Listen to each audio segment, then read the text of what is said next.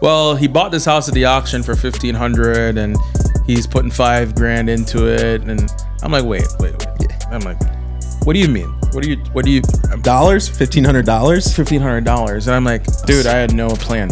It was a house and it was a mess and it was just a good price. And I'm like, well, it's here. I don't think I can lose money on it. Like, I don't know what I'm gonna do with it, but hey, let me just pull the trigger on this. Gave this guy a check on the side of the road. He gives me this piece of paper and says, go to this address and tell him that you want to file this. So you took it as a quit claim? I didn't even know what a quit claim was. People tend to have the contractor dictate a lot of the things in the job, and that's where they end up getting screwed. Just if you have a sense of urgency, you're ahead of the game, right? Yeah, you're ahead 50% of everyone else. 100%. Just with a little urgency. Welcome back to the Real Talk Podcast. I'm your host, Nick Furman. And I'm your other host, Anthony Slane. And today we have a very special guest, Wayne Brooks. Welcome, Wayne. Thanks, Nick. Good to see you, brother. Thanks for having me, guys. Yep. How's everything, man? Glad to have you here. Great. Everything's good, man. It's a good time to be alive. Yeah, so obviously I know Anthony's been following you a lot longer than I have, but you and I just met, what was it, last week, a couple weeks ago? It feels longer than that. Yeah. And the first thing I said after you left the office was like, man, I said to Anthony, like, obviously Wayne's got a cool story, has a lot of success, but just a great guy. And I think, we share a lot of the same values, right? And we could see, and it was evident after our meeting that we had for an hour, is just how passionate you are about helping people. So I was happy to have you on, man. I'm excited about it. Thanks, man. You hit the nail on the head there. Definitely love helping people, for sure. It's like a big part of why I do what I do. Yeah. So I guess jumping into it, bring the people a little closer to who is Wayne. Give us your kind of backstory, where you're from, and how'd you get started in real estate? Yeah, man. Actually, not a Cleveland native at all. I am originally born and raised in Jamaica, Kingston, Jamaica, and went to school all the way up to college, and kind of always had an entrepreneurial spirit. That's just been me. I've been selling CDs and flash drives and electronics and doing all types of stuff since I was in elementary school, really. And while I was in college, it just never felt like I was in the right place. I was too distracted trying to find ways to make money than to go to class. Where'd you go to college? In Jamaica, actually. In Jamaica? Yeah. Nice. So dropped out of college at 20. I was in my 21. I was in my third year and doing IT, actually.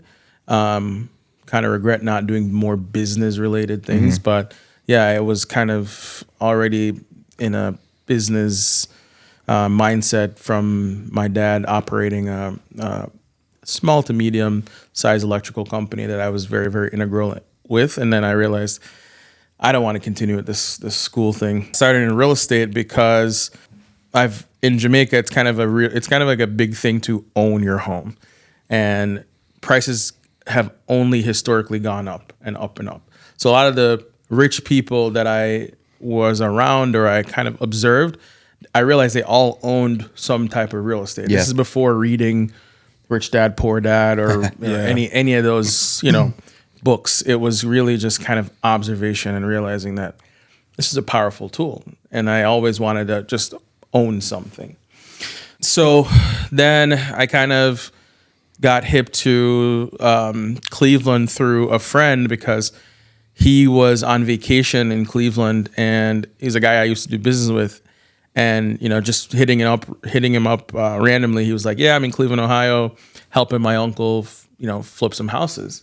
So immediately I'm like, "That sounds cool. That sounds interesting." I'm like, like how they do it on TV? He's like, not as nice. It's a little selling sunset, except there's no sun here in Cleveland. Yes. So he was like saying, so I'm like, tell me what does that look like? And he goes, well, he bought this house at the auction for $1,500 and he's putting $5,000 into it. And I'm like, wait. Yeah. I'm like, what do you mean? What do you dollars? $1,500? $1,500. And I'm like, where else can you do that, by the way? This was, by the way, caveat, disclaimer. This was 13, 14 years ago. Yeah. So this isn't. Yeah. But still, right? I mean, only these guys get deals for $1,500. But yeah, no, I was like blown away by the pricing, and I'm always a curious guy. I'm a risk taker. I've always been a risk taker. I'm always the guy that's going to go see if it works, if it's something that can work. You also strike me as a creative guy. And I talked about this on our last podcast as I dropped out of college as well. And I think the main thing for me too is like, I'm creative, right? And like in the traditional school system, we talked about it is like, you have to follow those set guidelines and rules, right? And you strike me as someone who kind of thinks outside the box. So, I can relate to you on that. I've never been described as creative, but when you put it that way, then I would say yeah. But definitely a risk taker. So you moved here, right? You saw what was going on. You were like, this is crazy. People are buying houses for $1,500. And you came and visited before you actually made the move, right? Yeah. On my very first trip to Cleveland, I bought a house. So you weren't even living here yet? No. Wow. Wasn't even living And what here. was your plan with the house? So you bought it and you were just like, I'm going back, but I'm going to buy this house. Dude, I had no plan. It was a house and it was a mess and it was just a good price. And I'm like, well, it's here. I don't think I can lose money on it. Like, Yeah. I don't know what I'm going to do with it, but hey, let me just pull the trigger on this. Where at in Cleveland was it? East side? Yeah, surprisingly, it was in South Euclid. Oh yeah? Yeah. And right now, I still own that house today, but it's actually, I think I got lucky because it's actually in a very, like, it's in a sweet location, South Euclid, right by like the Cedar Warrensville area where all that stuff built Yeah. up. But when I bought the house, all that stuff wasn't there. Like, if anybody knows the east side of Cleveland, like Walmart used to be in Severance and not where it's at now. And so like when I bought the house back in 2013, none of that was there. Right. Just being built. So going into buying that house, you had no prior experience in real estate whatsoever? Or No you- prior experience in real estate. Didn't use a title company. Didn't use a realtor. Just somebody said, hey, you want to buy this house? Yeah. I went to the bank, got a cashier's check, gave this guy a check on the side of the road. He gives me this piece of paper and says, go to this address and tell him that you want to file this. So you took it as a quick claim. I didn't even know what a quit claim was. That is insane. Hopefully there was nothing that you assumed that came over. Any liens, anything that came up? You would hope that, but that was not the case. So I tell the story all the time. The very first house I bought pretty much molded me for my entire career. It taught me every lesson that what not to do. And it's a low risk lesson, right? Especially as you're buying it so cheap. It's like, that's a great way to jump in and learn without risking so much capital, Well, not when the city tells you need to put $50,000 up in escrow. Okay, well, then there you go. Yeah. Or they're going to tear it down. Yeah. I can You see know, that. not when they say, oh, there are back taxes. Oh, there is still a prior owner's mortgage on it. It's a different type of learning, right? It's more Yeah. hands-on approach as opposed to when you go to school and they just kind of tell you all this stuff, just hoping it sticks with you. You're just going in there, diving in and say, hey, I'm going to go in there. I'm just going to buy it and I'm going to figure it out and I'm going to learn along the way. Yep. Sometimes you can get paid to go to school, right? And other times that lesson can cost you a lot of money. Yeah. So when you bought the house, what was your initial plan with it? Were you like, hey, I'm going to keep this thing and rent it out? I'm going to flip this thing? Like, what was your strategy going into that? Definitely was going to keep it and rent it out because, like I told you, I think wealth is built through ownership. Yep. So I had no intention of ever selling it. I came close to selling it multiple times when I got frustrated with the process because that's a whole nother story of like what the city put me through to really get the house back to an occupancy position. But generally speaking, it was definitely to buy and hold it. Have you ever refied out of it or do you still hold it in cash? No, I refied out of it back when interest rates were sexy. Yeah. Yeah. Not so man. much at this point, but So, and from there, did it just kind of snowball? When did you move here officially? And then you just kept buying up? Yeah, so that house kind of is the segue into like what got me here and what kept me here. Because I got super frustrated with the process. Long story short, yes, the house had back taxes, liens. The city was on me about tearing it down. Contractors ran off with money, you name it. So I got very frustrated and I became a motivated seller back then before I even knew what motivated sellers were. And I just started trying to find people to buy this thing off me for what I had into it because I just got frustrated. I was going to call it a day. yeah. And I met a guy online on Craigslist actually from Israel. And this is when I even found out that out-of-state investors was a thing. I thought I was the only one. But yeah, I met a guy online from Israel, and we chopped it up on the phone for a while. And I'm like, dude, you want the house? And he's like, tell me a little bit more about the story behind it, blah, blah. And at the end of the conversation, he's like, I really like you. I don't think you should sell that house. I don't want to buy it. I don't think you should sell it. I actually want to help you figure out how to keep it. And then he's like, just hearing your story and hearing what you're doing, I think you've got a lot more to give.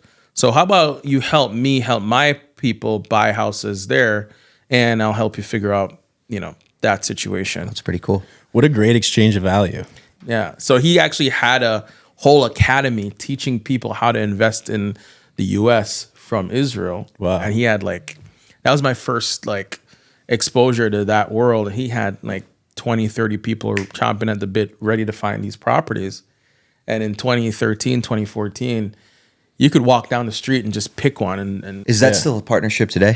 Do you still work with them? It's a solid friendship today. Yeah, that's great, man. Solid friendship today. We've ventured into other aspects. He's doing bigger, 7-figure deals now, land development and all that stuff. Yeah. But definitely a relationship that, we go on vacation together twice a year now, all that type of stuff. Oh, that's Amazing, awesome. man. And fast forward to today. So what are you doing today? I mean, I know you've done over 350 residential transactions or flips. Yeah. I've definitely that number needs to be updated, but it's probably closer to 500 at this point of just deals that I've bought and sold personally. Yeah. I've been party to over 1,000 at this point because I've represented somewhere in the realm of 100, 150 out of state investors, each who have probably bought 3-4 houses, right? Both on market, off market.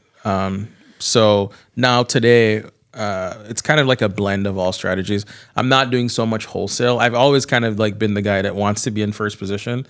So raising capital or using my own cash or private money has always been at the forefront of my acquisition strategy to own the property, and then I can figure out what I want to do after. So let me ask you this, because this is something that we run into too sometimes, and I know there's a lot of people that are looking to get into buy and holds in Cleveland, right? We got a lot of great Section 8 rents. It's just low barrier to entry type prices. As far as getting lending on some of these properties, a lot of lenders only have loan minimums of about $75,000, some are $100,000, and a lot of the properties that we buy, we like to be in under $100,000. So as far as the financing and how that kind of plays into your business, what do you have to say about that in terms of sort of these lower volume, lower amounts of properties? Well, it's a perfect playground for private money.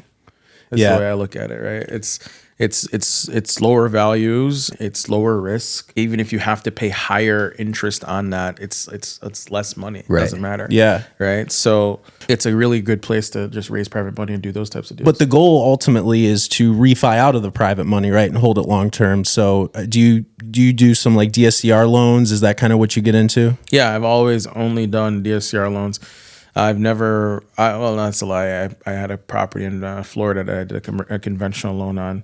But apart from that, I only do DSCR. Yeah, and for those of you who don't know what a DSCR loan is, it's a debt service ratio. I'm botching this. Debt service coverage ratio. Debt service coverage ratio. So it allows you to basically, based off your credit score for the most part, get the funding. And they're not looking at your personal income. They're not looking at your tax returns. They're strictly looking at the income that the property is going to produce, and they'll lend to you based off of that, and as well as your credit score. So it's definitely, that's a great strategy to get into if you're looking into getting into some buy and holds. And Wayne, you do mostly flips, correct? Versus you're flipping more than you're renting? In the last few years, I've flipped a lot more than I've held on to. Yeah. Yes. And you're also an agent. Yes. So I'd imagine being a real estate agent gives you kind of an advantage in the flip game, right? Even on selling it, right? Saving costs. Because if you're selling a house for, say, $200,000, right? The difference of paying 4% to 8% is like 10 grand, right? And if it's a $50,000 profit, that's 20%. So I would imagine even just on the sales side, it helps you a little bit and gives you an advantage on, penciling deals and underwriting deals and making it work. Well, I pencil in the commission as a cost when I'm underwriting a deal either way, because a lot of times it's not, I list a lot of my own flips, but it's not always the case, right? And sometimes it can get hectic if we've got a lot going on, and that makes sense. And I'm not like as responsive as I would like to be. So a lot of times I'm having other agents list stuff for me, especially if they brought me the deal. Like I have a program called the Double Dip. And it's essentially, and I'm sure everybody else probably does this, but it's essentially, you bring us a deal, I'm going to pay you on the front end, and you're going to list it for me on the back end. So in those scenarios, I'm not the listing agent. So every time I'm underwriting a deal, whether I'm the listing agent or not, I'm not factoring in commission as a part of my profit. It has to be separate. But you're almost looking at that from an acquisition standpoint, right? Saying, hey, to this agent, I'll pay you on the front end and the back end. So that motivates them to bring you deals. Yeah, absolutely. Yeah. And big thing too is agents need more investor training, right? There's 100%. Most agents are very, very retail minded, retail focused, homeowner service driven. And obviously that part of the market needs to be serviced and serviced with care. However, there is a part that the realm that we play in that's underserved drastically by people who are properly educated and have the skill set that we need to help us and them be successful and make money. Yeah, it's a totally different ball game, right? I mean, a lot of the sellers that we deal with, I know Nick can attest to this, there's all kinds of problems going on that your traditional realtor doesn't have the time to solve, right? Or doesn't want to, right? A lot of these agents are part-time agents and they're just listing houses for friends and family. And some of these sellers have some of the craziest things going on in their lives. And it takes someone to really sit down and listen to them on the phone or meet them in person and say, hey, what's going on? How can I really just help you? At the end of the day, we're really in the business of just helping people. And right? solving problems. And solving problems. Yeah, I would say that's probably the reason I became an agent. I was always an investor first, and then I became an agent because I couldn't find an agent that had just the knowledge and the tenacity that I needed to work alongside me to get some of these deals done. Yeah. Right. So it was like, man, you know what? I'll just do it myself. And then I became that person for other investors. I think that's what's so cool about your story is like you've done so much in real estate, right? And we talk about it as like there's so many different ways to make money in real estate, and you've done it all. Like you've been in the wholesale space. Yes. And you told us when we met last week or whenever it was, is you got out of that and you didn't. Why again did you get out of the wholesale space? Because to me, it's a totally separate business, and I don't think people realize like real estate's the product, but the wholesale business is a sales and marketing business. Yep. You're tracking metrics, KPIs, you're managing sales teams, you're doing quality control, you're doing all of these things that you have to know your strengths. What are your actual strengths? I've always been a guy who's been really, really solid at operations in the field. That's kind of where I built my reputation, my business, and bring most value, my career, and that's where I bring the value. Right. I've nurtured a lot of vendor relationships. I can count rehab just from looking at photos. I know what stuff costs. I know how it should be done. I might not be the one installing the tile in the bathroom, but I can look at it and tell you if you're doing it wrong. Right. Yeah. And that's important. Super important. So that part is where I like to play. So I think, a good real estate operation is broken down into an acquisitions arm, funding, operations, dispositions, right? So, and whichever one you're good at or two you're good at, focus on those and then try to partner with other people, other entities that are great at the other pieces, right? You guys might be great at locking up deals, but you might not be the best at selling them for top dollar. Right. So partner with somebody who's got a great dispo strategy, right? Yeah.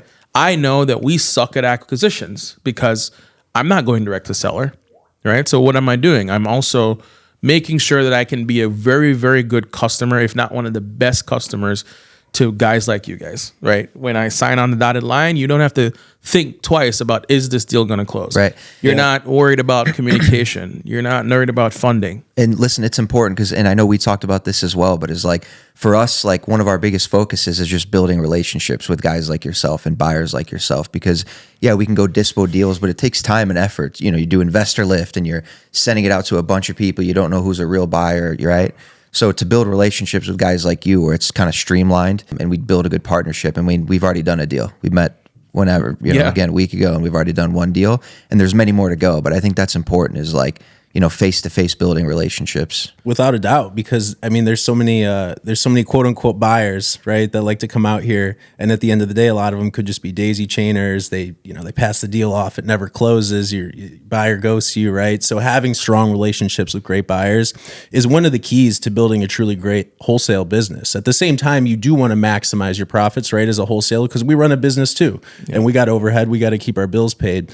But at the end of the day, the acquisitions process, yes, it's important, but at the end of the day, if the deal doesn't sell and fund, no one gets paid. Right. So they're equally as important, right? So, and I know you kind of, so you play in the fix and flip business. That's really your bread and butter, you would say. At this It's just point. one of the exit strategies that we utilize, more often than the buy and hold strategy. How many projects are you running at a given time? I think right now I can tell you we right now have actively going about 15.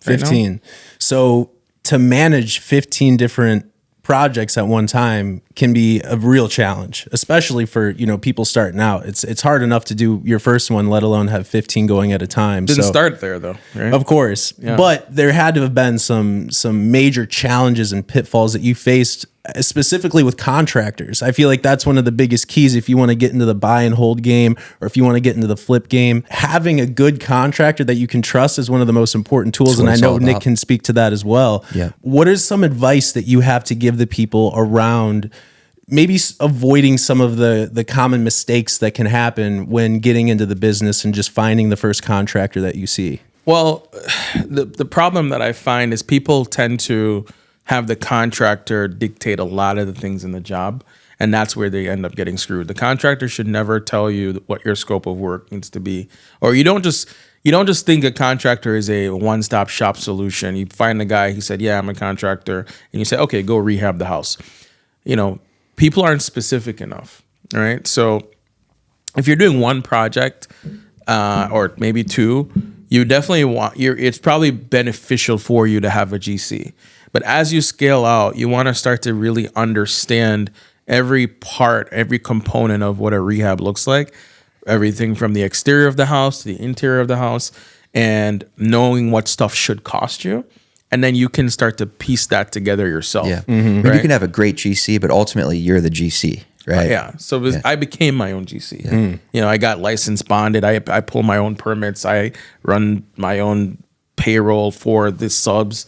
These aren't W-2 guys, but at the end of the day, we work out a payment schedule, and we work out, I'm to the point now where I'm giving guys, hey, here's the address, here's the scope, and here's what it pays. I'm not asking for bids anymore.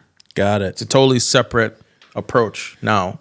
Because so you've been able to just kind of figure out what these repair costs are, as opposed to saying, hey, can you bid this out for me? You already know what this stuff costs. So you're going saying, hey, this is what the job pays. Can you make this work? Yes or no? Yeah. And we have contingency in there as well. So it's like, if it's going to cost $5,000, it's probably, we're saying it's $5,750 or $6,000, and this is what it pays. And I'm telling you, there's an extra $1,000 in there for anything that may come up. Right. And it's just because it does a couple things. It allows me to make quick decisions. So when I go look at a property that you send me, I don't need to tell you, all right, give me, a day or two to get my contractor in there. Then he needs a day or two to get back to me. Yeah. And then the deal's gone. Yeah. And it's a very competitive market. You need to know your numbers. It's a huge Most advantage. definitely, especially when you're in our position, right? Sometimes we got limited time to sell these deals. So, if I call up a buyer and he's like, well, today's Monday, I can't get my contractor in there until Saturday or next Monday. It's like, hey, we got to get 3 other buyers in there before then, right? So odds of you losing that deal are much greater.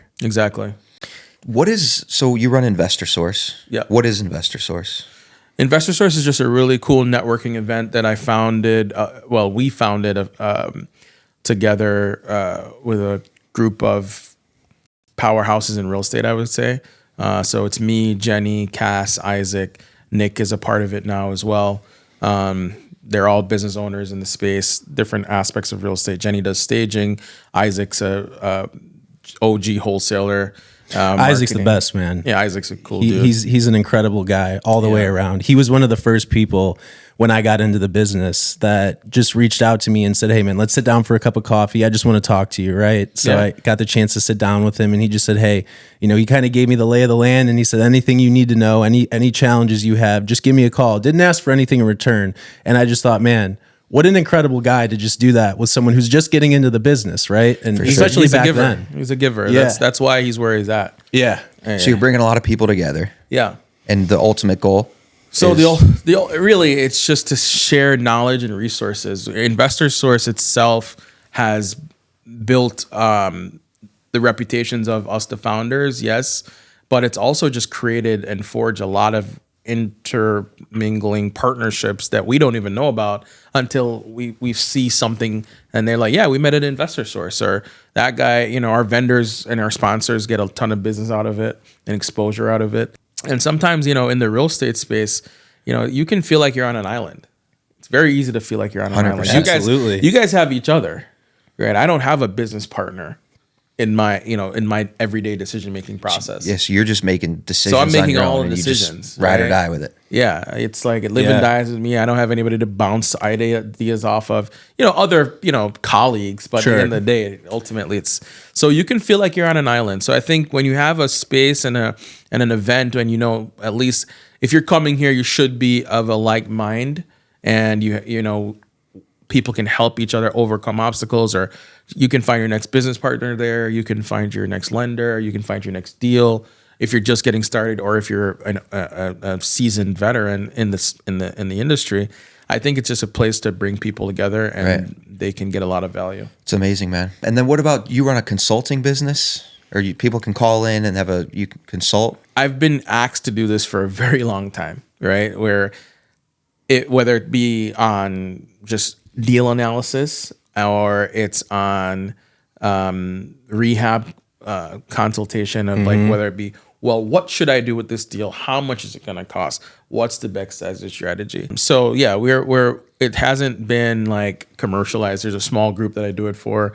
We'll get on a Zoom call. It's a small fee for the hour, and I'll chop it up with you, tell you whatever you need to know. That's great. And last time we spoke last week, we were kind of talking about the whole social media thing and how it kind of plays into just growing your network, growing your business. And ultimately, that's the reason why Nick and I wanted to start the podcast. Aside from just giving back value, we just wanted to really grow our network more, right? Yeah. And how would you speak to how social media has benefited your business? Obviously, we just talked about you rolling out the consulting, and I know you're really active on socials. You're posting a lot of what you got going on, what your different projects look like, and just your day-to-day. How would you say it's benefited you? Well, it humanizes me, one. I think it also gives some type of validation to the things I'm saying. Like people, and that's why I like to post stories, because it's harder to like stage a story, right? You can Sure, you're actually doing it. You can stage a post, Yeah. you can stage but I'd like to show stuff in the raw when I'm talking to guys, when I'm looking at projects, when I'm falling down the steps, whatever it looks like, right? I just do that, and it kind of it resonates with people way more than I thought it would, right? People love the stories. People are like, why aren't you posting stories as often? Because they just look to see what I'm doing today, right? Yeah. So it has definitely, that's even how we connected, right? Right, Like exactly. You said you followed me, so it kind of, it kind of might have made my offer more valid, right? On a deal that we're gonna do, because it's like, oh, well, I know who you are. I see what you do every day. This is definitely a project that you could take on, because I've seen you do other things that you've shown, right? Exactly. And I think with social media, people are not utilizing it for its true potential.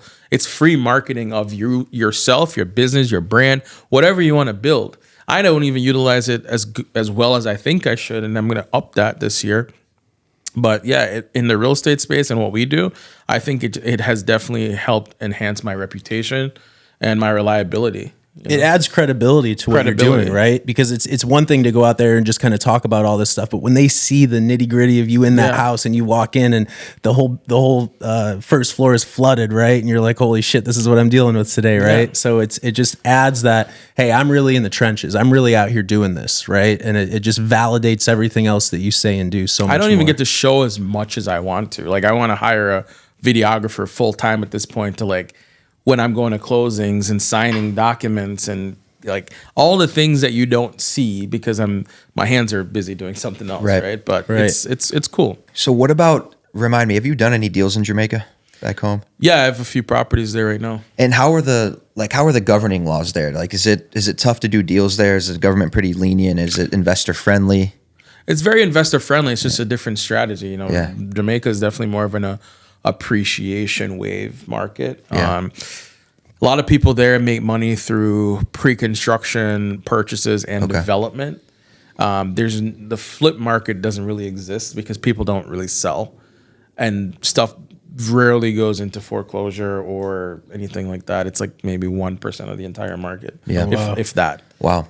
And you still have family over there? I mean, your father's still there, but do you have any family here, or is everyone still? Yeah. I definitely have family here, family there, family in New York, Atlanta, Florida, Everywhere. Yeah, London. And I know you've done some stuff with Max Maxwell. I've seen you on social media talking with him a little bit, and I've seen him getting involved in some of the real estate in Jamaica. It looks like, from what I saw, he was doing some development type of stuff. It's really interesting. He's doing it in Africa, actually. I was on his podcast. Max is also Jamaican, so I was on his podcast probably 2 years ago now. So talk about an OG though. Oh yeah, that dude is a different animal. But I just love his mindset, his speed to market. Like, he just went on vacation to a place, and then 6 months later he's a developer there, and now he's almost done with his first 45 villas and starting a new thing. It's inspiring. We were actually supposed to connect while I was in Dubai last month, but it was just bad timing. He was traveling, so it's just taking massive action, man. Yeah. In business and being an entrepreneur, you just have to be able to take massive action and jump right into it. You can't have analysis paralysis. You can't sit there and just wonder, oh, if this works or should I do it this way? It's like, hey, let's jump head first into it and let's just figure it out. Yeah, don't overthink it. Just urgency. Just if you have a urgency. sense of urgency, you're ahead of the game, right? Yeah, You're 50. 100%. You're ahead 50% of everyone else. 100%. Just with a little urgency. It's important. And intentionality, and also just don't be scared to ask for help. Don't be scared to reach out to somebody that you think can help you, and don't be scared to pay for their time. I've paid thousands and thousands and thousands of dollars Likewise over the years for consulting calls, coaching, mastermind groups. I mean, 6 figures worth of education. So I might not have gone to traditional college, but you know, the money that you didn't spend to do that. We have invest in $1,000 yourself. consulting call today at 3:00. Yeah, we paid $1,000 for it. So. Yeah, and I'll tell you what, like, I think the traditional education system, especially as social media truly starts to evolve, I think they're really going to take a hit. I think people are really going to wake up and start to realize, hey, I can go find someone on social media doing whatever I can see myself doing, and I can pay them and I can learn from them. Yeah. I don't have to go spend $100,000 to go get a 4-year degree, right? I can pay this guy who's showing me that he does this every day through social media, and I can get his advice and I can replicate his process in my own business. It's the quickest way. It's the quickest way to do anything that you want to do. And I mean, I know the coaching space is getting, a little bit saturated, but I also think I think it's a necessary. The education era is now, right? So it's necessary. I think people should share information. I think that's a big commodity, information and education. So you shouldn't shy away from it. Just kind of have some parameters of who you want to learn from. Does that person resonate with your values? Mm-hmm. And if they do, pull the trigger. And I'll tell you what, a lot of this stuff is out there for free already. Most people, and including us, this is what we want to do. We just want to give as much value as we possibly can.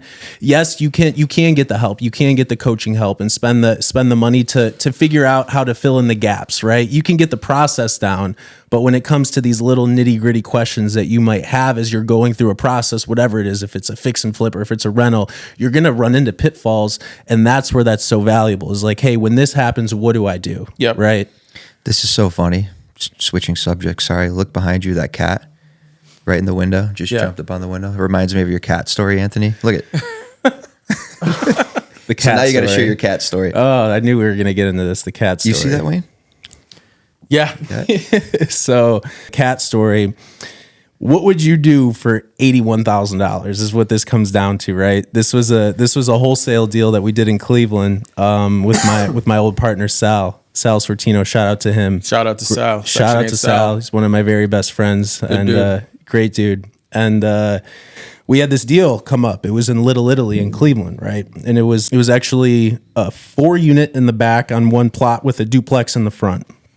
And the seller had inherited the property, and the guy just wanted nothing to do with it. And there was a lady that had lived in one of the back units that had passed away. She had 5 cats. And this deal was set to close, and he said this guy was just very monotone. Like, he just didn't really have much personality, but he was like, hey, the one thing I need help with in this whole entire thing is I need to get these cats to this shelter, right? So I said, okay, $81,000, I got you. I'm gonna do anything I can to help get these cats in these cages and take them to the shelter, right? So we walk in, it smells terrible, it's a mess. The lady had passed away and the cats have still been there. So I'm running around trying to just grab these cats and get them in the cage, right? I grab this cat, all of a sudden he turns around and bites me right in the middle of the arm. His tooth sinks right into my skin, and I'm just like, oh my God, this isn't going to be good. 81,000. Yeah.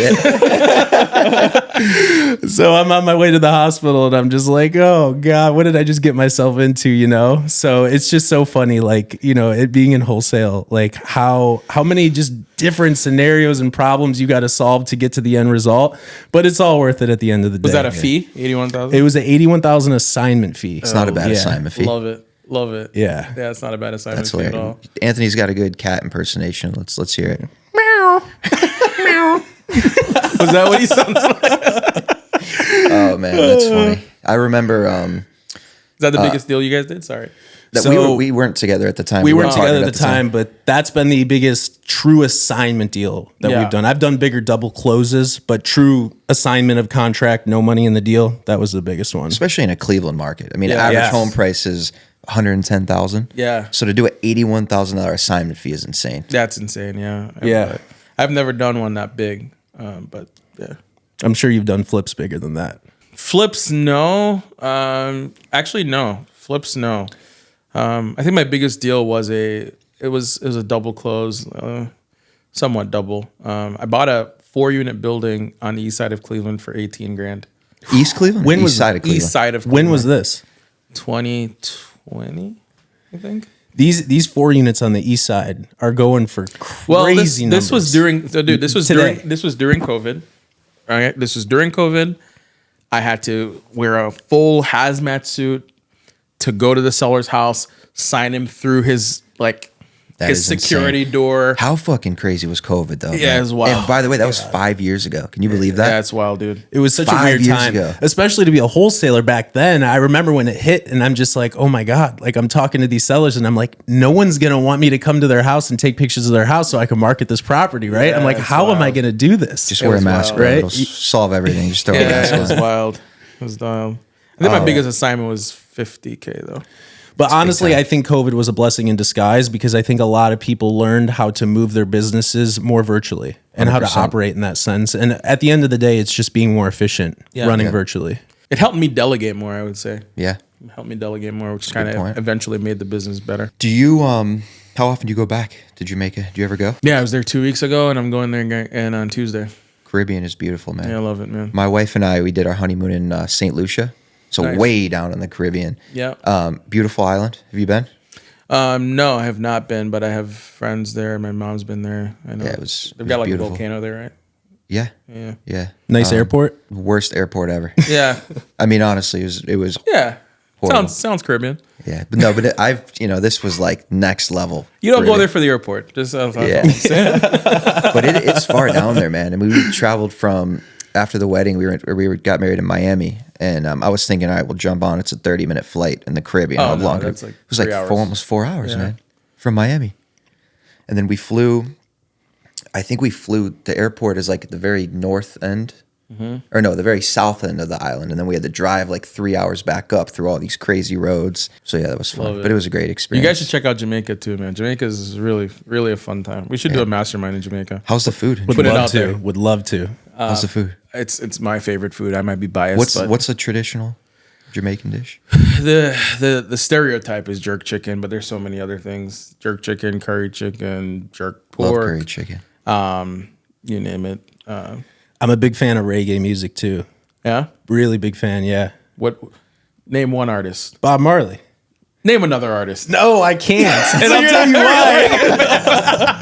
For one, I love Bob Marley. When I'm in my house and I'm making breakfast on a Saturday morning, I go, "Hey Alexa, play Bob Marley radio." And anything that comes on, I'm just vibing to. What's it. your favorite Bob Marley song? Three Little Birds, man. Three Little Birds? Yeah. It's the only one he knows. Yeah, No, we got One Love, right? We got One Love. I shot the sheriff. I shot the sheriff. All right, come on. Give me some credit here now. right, Come all on. right. I You're can't get true over this Bob cat, fan. man. This cat's Yeah. constantly so- jumping up at that door. But yeah, no, it's good stuff, man. It was. I love having you on. I feel like we've gotten to some really good conversation. Yeah, for sure. I love this. You guys are really also big shout out to you guys for what you've built, what you've done in a very short space of time. I kind of heard about you guys before we actually met, and just been really good things that I've heard, and that's I feel very honored to be invited in and being on the show. Absolutely, Yeah, we man. appreciate it, man. Yeah, we look forward to collaborating further. And anything else? Any last notes you wanna leave the people with? I think anything you want to do, just take massive action. Don't overthink it. People, you care a lot more than other people care. A lot of times, I know it's happened to me where I want to do something new, big, exciting to me, and I just think about, well, how am I going to look to other people, or I don't want to just be another this or whatever Yeah. the case may be. And I see a lot of people hold themselves back because they think it's so insurmountable. It's such a huge undertaking, and a lot of times, man, you just got to do it. Fail forward, and just do it. So I think a lot of people too overcomplicate things, right? Like figure out what works for you. Reverse engineer to figure out what you have to do to be successful, whatever success is to you. Yeah. You don't need to wake up at 4 a.m., do the ice bath, do a Bible study, get your stretching in, right? To Dunk be your successful. face in that Saratoga water. Yeah, but really, it's just like figure out what works for you and just do it. It doesn't matter if you're doing it at 10 a.m. and it takes you 2 hours, or if you're starting, whatever it is like, don't overcomplicate it. Just have some urgency and get shit done. And ask for help. Ask or for pay help. for help. Ask for help. Ask Call for help. Wayne. And take massive imperfect action. Yeah. Yeah. And just fail yourself forward, and you'll get to the end result. So Beautiful. Wayne, how can the people find you? What social media platforms are you on? I'm big on IG. I mean, I probably should be bigger on TikTok, but I don't even remember my login. But you can find me on IG. It's at Wayne Brooks REI. We'll put a tag in the video. Yeah, so everyone if can you find guys listen, I'm really having a goal to help more people this year and going forward. I feel like I have a lot to give and a lot to share at this point.